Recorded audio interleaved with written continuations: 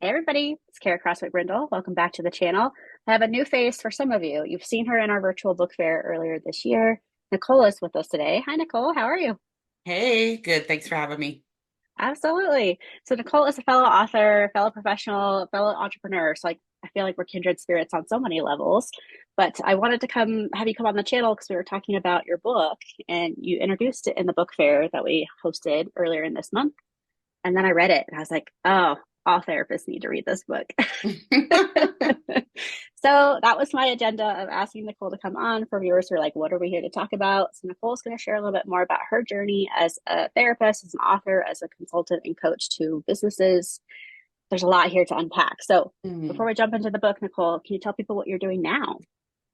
Yeah, so what I'm doing now in my business is I offer supportive coaching to small business owners and entrepreneurs and leaders to help them unpack how childhood trauma could be running their business in ways that they're not recognizing.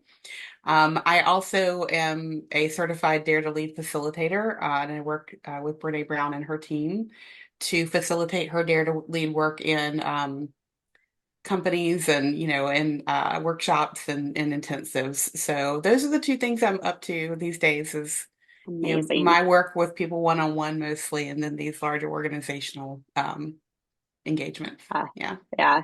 And for viewers who just felt like a mic drop happened when you said, hey, childhood trauma and how it impacts your business, this is what I mean about your book. Of like, you made that so succinct. It's like, ah, there's like some childhood stuff that shows up in our business. And so I was very excited to read your book when you had shared that exact phrase in our book fair. And I was like, there's something to that. There's something really important about that.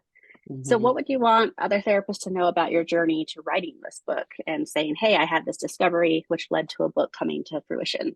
That I'm as surprised as anybody else. I love I that. mean, really, it shouldn't be, but absolutely, was. I left direct practice after about 18 years and I was really burnt out. And so I Yeah. really still wanted to work with people, but I couldn't exactly put my finger on what that was going to look like. And then I worked with a life coach myself Yeah. and really enjoyed the process. So I thought, well, there might be something here. And then I went and got certified to do money mindset coaching. And that's how my entryway into working with small business owners and entrepreneurs happened because Mm-hmm. money, Yep. visibility, putting yourself out there, taking risks can be really scary. And, as being a therapist, I really just I couldn't sit with the whole thing it just being a mindset challenge for them. I just kept saying, you know what, this is not a mindset challenge. This is a trauma response in your money.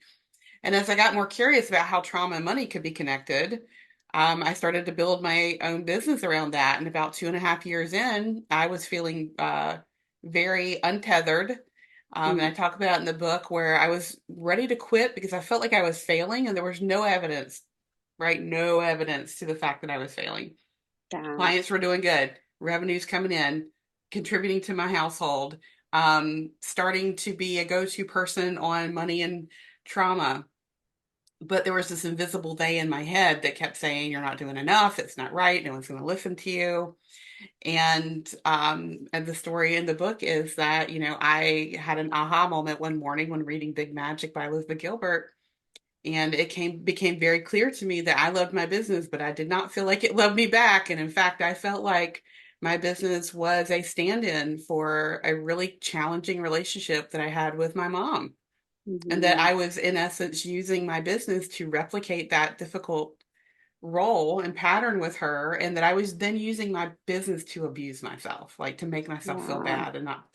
And it just blew my mind when I It blows started mine to, still. It's when you right? say it, I'm like, ah, yeah, I was so like, big. okay, well, these childhood patterns, I've worked on them in therapy, right? I'm a therapist, I've worked on them in therapy, but it never once occurred to me that any of that stuff would be in my business, that it could be Mm. replicated in the relationship that I build with my business, or how I work with my clients, or how it may show with money.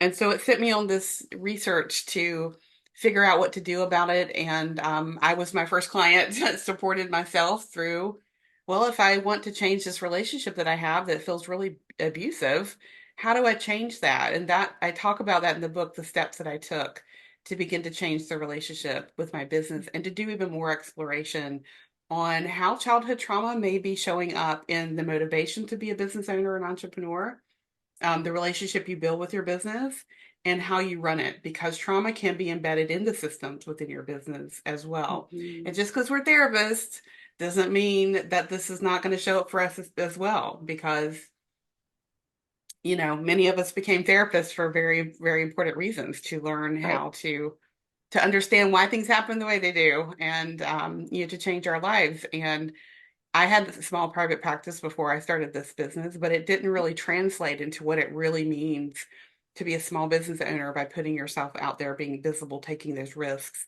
valuing what you do and putting a number on it. Because as a therapist, I just got whatever they paid me.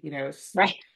Whatever the Yeah. insurance companies are valued you at is what, you got. So it was a Yeah. completely different journey. And I always say that, starting a business is a high dive into personal development, whether you like it or not.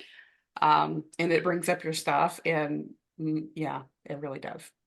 Oh yeah. And as a financial therapist to therapist, like I can absolutely echo everything you said of like Hmm. there's avoidance, there's scarcity, there's patterns here.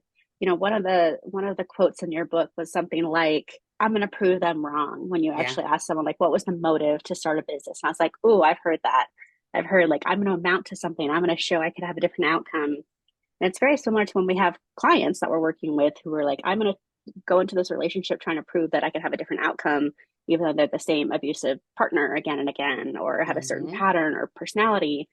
And so it's like, oh, we're trying so hard to like rewrite history by saying, I'm going to do something different with this next person or this business. And Hmm. that hits hard, right? When I think of like workaholism, perfectionism in business, those are the people I like to serve. And of course, money avoidance and therapists is a big part of it. So Yeah. there's just so much here. Oh, yeah, it's so powerful. Yeah. I love it so Yeah. much. I mean, I really do believe that your business can be an outlet for healing. And if you know that that's possible, and if you know that your business is, sometimes there's a kind of hidden agenda, that you start a business because you want to prove something, you want to show someone something, you want to take control back. There's, these jobs that your business has that you may not actually recognize, but when you can name it and you can see it and you can understand why it's there, you can give yourself that thing. My business consistently reinforces to me that, I'm a thought leader, I am smart, I am intelligent, I'm creative, all the things I did not think I was, that I wanted my business to be able to prove to the Mm, world, right? But now I can acknowledge it and let my business be that catalyst, instead of going, okay, write a book, not enough, next. Yeah, yeah, keynote speaker, not enough, next. Maybe it needs to be a TED speaker, and I haven't done that yet, but I'm, you 5 years should. ago I it probably would have recommend. been next. Yeah, So like now there's I get to always something. say, yeah, my Hmm. business gets to give me these things that, are born out of these insecurities. They get to reinforce how the value I see in myself, as opposed to the value I don't think I offer, Right, because I right. know. Yeah. And what I love in the book, I mean, there's so many things I love as viewers are Hmm. like, see me gush all about this right now. But one of the things is you had all these very thoughtful exercises that would help someone move from this feels abusive or traumatic or painful to this is healthy and this is a business that loves you back. So Hmm. that I think is something to call out in this video is like you had some very thoughtful exercises to help someone on this journey. If they picked up the book to say, how do I actually start to evaluate this? Some pointed questions about, do you think your business loves you? And you're like, Yeah. no.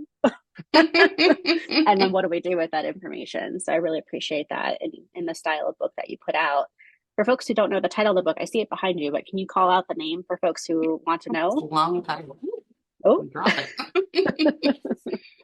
I just have to read it. How to Live Your Business, Stop Recreating Trauma, and Have a Business You Love and That Loves You Back. mhm. Mhm. Nice cute little paper clip heart. Yeah. Yeah, and it's not a super long book, but Right. it doesn't need to be a super long book because it's got a lot of exercises in it, so it's a book that you're going to go through as opposed to just read. So it doesn't need to be, super long. But the exercises that are in the book are exactly the ones that I created for myself, that help me move into a relationship with my business that consistently evolves. And that I used with my clients, and I use in my Love Your Mhm. Business School. Like it's all there. There's nothing new that has been created since this book. It's all there still. Yeah, amazing. So you have the Love Your Business School, you have the book. Where do people find the book if they want to grab a copy? Yeah, it's on Amazon. It's on my website, but it's also on Amazon. Pretty easy to Amazing. find. Yeah, yeah. Hmm. Just like search the title. I'll make sure to link it below our video too, so folks can jump in there real quick. Where Hmm. can people connect with you further if they have questions or want to hear about the business school? What would that look like? Yeah, so my website's probably a great place, which is nicole.lewis-keeber.com. I'm also on LinkedIn and Facebook with my name, Nicole Lewis-Keeber. It's a good place. Or if you like TikTok, I'm on there too, under the business therapist on Mm. TikTok. Love that. Very cool. Well, Nicole, I'm just so grateful that you were willing to talk more about the book. I know it's been out for several years now, but I feel like this is like a burst of energy for all of us who are doing our own work as therapists, entrepreneurs, small business owners. So I'm just really excited that my audience of therapists can hear more about the book if they weren't part of our virtual book fair a little bit earlier this year. So yes, thank you so much for being here, and I'll make sure to link everything below for viewers who Mhm. want to get in touch with Nicole or grab the book. Nicole, thank you again for being here. Thank you for having me. Absolutely. Viewers, stay tuned for more videos. We'll see you next time.